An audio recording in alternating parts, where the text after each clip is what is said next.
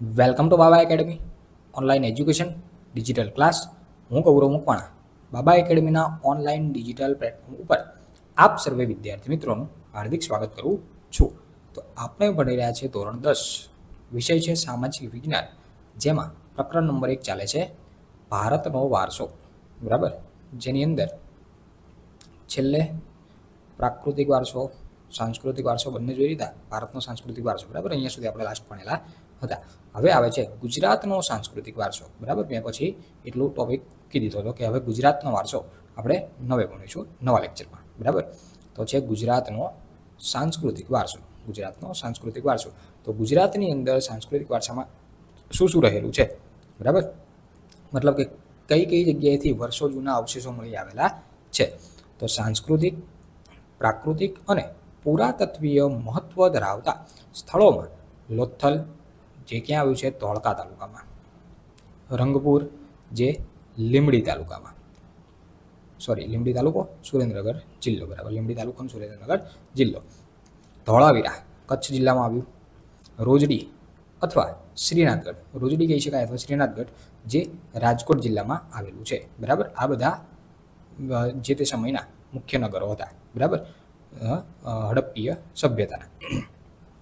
વડનગરનું કીર્તિતોરણ, જૂનાગઢમાં આવેલો સમ્રાટ અશોકનો શિલાલેખ, જે સમ્રાટ અશોકનો આ જે તમે જોઈ શકો છો ફોટાની અંદર, ચિત્રમાં તમને આપ્યો છે, એ સમ્રાટ અશોકનો શિલાલેખ છે. આની પર કંઈક લખ્યું હોય એવું તમને દેખાશે. બરાબર, જો આખાની પર કંઈક લખેલું છે એ દેખાય છે. બરાબર, હવે જે આ લખેલું છે એ પાલી ભાષા, બરાબર, બ્રાહ્મી લિપિ અને પાલી ભાષાની અંદર લખેલું છે.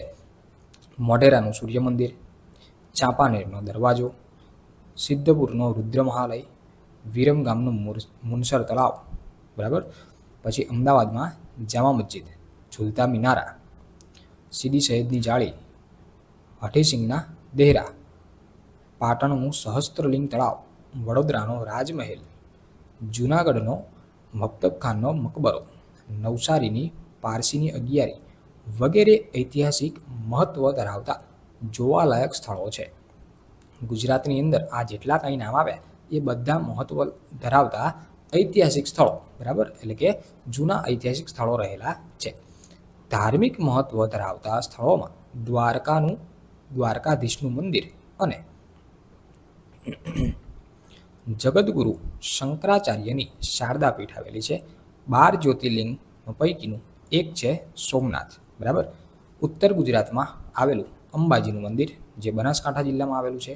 બહુચરાજી, જે મહેસાણા જિલ્લામાં આવેલું છે. મહાકાળીનું મંદિર, બરાબર, પાવાગઢ એટલે કે પંચમહાલમાં આવેલું છે. પછી મીરાદાદાર, ઉનાવા, મહેસાણા જિલ્લામાં આવેલું છે.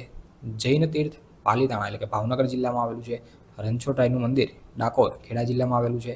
અને શામળાજી, જે અરવલ્લી જિલ્લાની અંદર વગેરે જેવા તીર્થ સ્થાનો ગણાવી શકાય. બરાબર, ગુજરાતમાં આ જે બધા લખ્યા એ બધા શું છે? તીર્થ સ્થાનો. બરાબર, આગળ શું જોયું? ગુજરાતની અંદર ઐતિહાસિક મળી આવેલા સ્થળો. બરાબર, લોથલ, રોજડી, રંગપુર. બરાબર, આ બધા સ્થળો આપણે જોયા. આ બધા શું છે? આ છે તીર્થ સ્થાનો. બરાબર, તે જ રીતે ગુજરાતના જાણીતા ધાર્મિક, સામાજિક અને પ્રવાસનલક્ષી સ્થળોમાં છે પોળો, વિજયનગર, બરાબર, સાબરકાંઠા જિલ્લામાં આવેલું છે.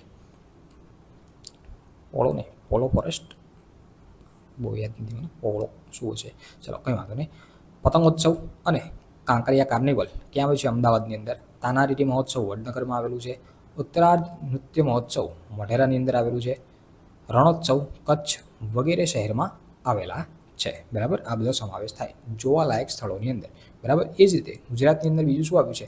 તો કે જૈન અને બૌદ્ધ પ્રવાસનના સ્થળો. જૈન ધર્મના અને બૌદ્ધ ધર્મના પ્રવાસન માટેના સ્થળો એ પણ ગુજરાતમાં છે. કઈ કઈ જગ્યાએ? તો કે ગુજરાતમાં જૈન અને બૌદ્ધ ધર્મના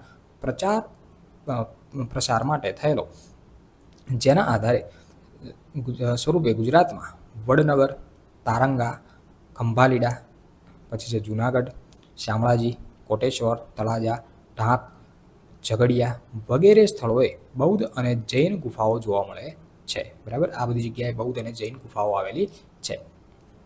બરાબર, તો આ બધું ફરવાલાયક સ્થળો હતા. બરાબર, એક જોયા. હવે આવે છે કે ગુજરાતના મેળાઓ. ગુજરાતમાં મુખ્યત્વે કેટલા મેળા છે? બરાબર, આપણને એક કે બે ખબર હશે. બરાબર, ક્યાંનો મેળો તો કે વૌઠાનો મેળો, ત્રણે ત્રણનો મેળો, આ બે ત્રણ ખબર હોય, બરાબર. પણ ઘણા બધા મેળાઓ છે, બરાબર. મુખ્યત્વે બરાબર જોવા જઈએ તો ગુજરાતમાં ઘણા બધા મેળાઓ છે. કયા કયા? તો પહેલો મેળો આવ્યો, બરાબર. પહેલાં તો જોઈએ, ગુજરાતની ભાતીગળ સંસ્કૃતિમાં વિવિધ સ્થળોએ પરંપરાગત રીતે ધાર્મિક સામાજિક મહત્વ ધરાવતા મેળાઓ યોજાય છે. જે પૈકી મુખ્ય મેળાઓની વિગત નીચે પ્રમાણે આપેલી છે. જોઈએ, પહેલું છે મોઢેરાનો મેળો, બરાબર. તો કે મોઢેરાનું કઈ જગ્યાએ? તો કે મહેસાણા જિલ્લામાં. અહીંયા લખ્યું છે કે મેળાના નામ, પછી મેળાનું સ્થળ, ક્યાં ભરાય છે મેળો, અને મેળાની તિથિ અને મેળાનો સમય, કઈ તિથિએ ભરાય છે એ આપેલું છે. તો પહેલું છે મોઢેરાનો મેળો, બરાબર. મોઢેરા તો કે મહેસાણા જિલ્લામાં આવ્યું, બરાબર. શ્રાવણ વદ અમાસના દિવસે ભરાય. જો આવા મેળાઓ જે છે એક બેમાં એક માર્કમાં પૂછાય, ખાલી જગ્યામાં હોઈ શકે, ખરા ખોટામાં હોઈ શકે. મોઢેરાનો જોડકા પૂછાઈ શકે, બરાબર. મેળાઓ રિલેટેડ જોડકાઓ પણ પૂછાઈ શકે, બરાબર. એક બાજુ મેળા લખ્યા હોય, એક બાજુનો સ્થળ લખ્યું હોય, બરાબર. તો જોડકા જોડો એવું પૂછાઈ શકે, એટલે તમારે યાદ રાખવા જરૂરી છે.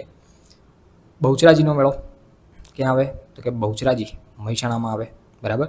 ક્યારે ભરાય? ચૈત્ર સુદ પૂનમ. પછી છે 3 નંબર શામળાજીનો કાળિયા ઠાકરનો મેળો, શામળાજી અરવલ્લી જિલ્લામાં છે. કારતક સુદ 11મી પૂનમ, 11સની પૂનમે ભરાય. ચોથું છે ભાદરવી પૂનમનો મેળો, અંબાજી બનાસકાંઠા ખાતે ભરાય, ભાદરવા સુદ પૂનમના રોજ. પછી છે ભવનાથનો મેળો, જે ગિરનાર જૂનાગઢની તળેટીમાં ભરાય. મહાવદ 9થી 12 સુધી હોય, બરાબર. તરણેતરનો મેળો, બરાબર.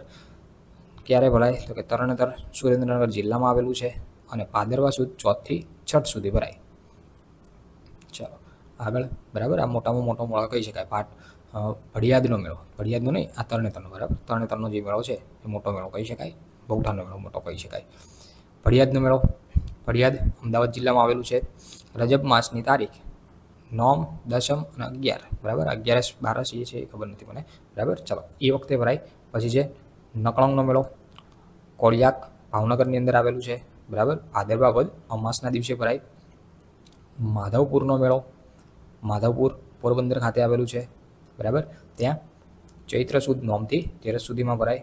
વૌઠાનો મેળો, જે ધોળકા અમદાવાદ જિલ્લામાં આવેલું છે, કારતક સુદ પૂનમનો ભરાય, બરાબર. આ મેળો 5 દિવસનો હોય છે, 11સથી પૂનમ 5 દિવસનો, કારણ કે હું ધોળકાનો છું એટલે મને ખબર હોય, બરાબર. ચાલો એવું નથી, બરાબર. પણ 5 દિવસ અમે મેળામાં ફરતા હોય એટલે અમને થોડી વધારે ખબર હોય.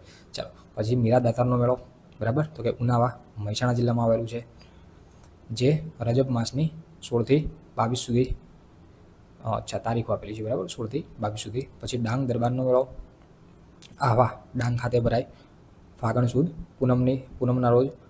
ગોળ ગધેડાનો મેળો આ હોય ગરબાડા દાહોદની અંદર ભરાય. હોળી પછીના 5મા કે 7મા દિવસે હોય, બરાબર. ક્યારે હોય? હોળી પછીના 5મા કે 7મા દિવસે. પછી છે કાર્તિકી પૂર્ણિમાનો મેળો, કાર્તિકી પૂર્ણિમાનો મેળો, જે સોમનાથ ગીર જિલ્લામાં આવેલું છે, બરાબર. ત્યાં કારતક સુદ પૂનમના રોજ ભરાતો હોય છે. ભાંગુરિયાળાનો મેળો, બરાબર. એ ક્વાંટ છોટા ઉદેપુર ખાતે ભરાતો હોય છે. હોળીથી 5મ સુધીનો હોય છે. હોળીથી લઈ અને ક્યાં સુધીનો?